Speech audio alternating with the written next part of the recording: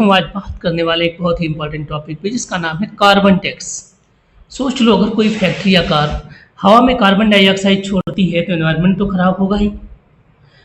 तो carbon tax एक extra पैसा है जो ऐसे पॉल्यूटेंट के लिए चार्ज किया जाता है कि आपने जो खराब किया है हमारे एनवायरनमेंट को, उसके बदले में आप पर एक तरीके से चार्ज लगेगा।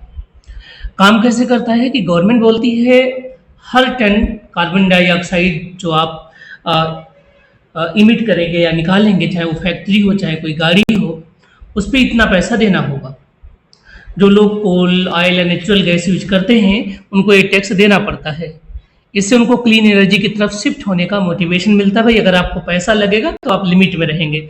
जैसे सोलर में जाना चाहेंगे, विंड एनर्जी में, इलेक्ट्रिकल व्हीकल जो होते हैं उनके यूज का बढ़ावा मिलता है। पर्पज क्या है?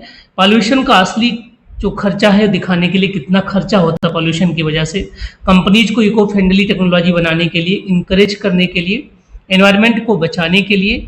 इंडिया का सीन ये है कि इंडिया ने 2010 में कोल पे कार्बन टैक्स लगाया था 50 रुपीज़ पर टन से, जो अब 400 रुपये पर टन हो गया है। इसके फायदे बहुत सारे हैं।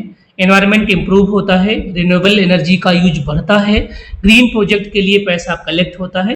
नुकसान थोड़े बहुत हैं कि गरीब लोगों पे थोड़ा बर्डन बढ़ जाएगा, महंगाई बढ़ेगी, बिजली या फ्यूल की कास्ट इंक्रीज हो सकते हैं। और इसमें जो आपके करंट अफेयर्स के हैं जो बातें हैं, एक तो 2010 में इंडिया ने लगाया, 10 सितंबर 2009 को फ्रांस ने ग्रीन हाउस गैसों के उत्सर्जन पर रोक लगाने के लिए कार्बन टैक्स को लगाया था। और ये टैक्स 1 जुलाई 2010 से भारत में भी इफेक्टिव हो गया था। लेकिन सबसे पहले जो कार्बन टैक्स लगाया वो 1990 में फिनलैंड ने आरोपित किया था, और उसके बाद 1990 में नीदरलैंड और नॉर्वे ने भी ये टैक्स लगाया है।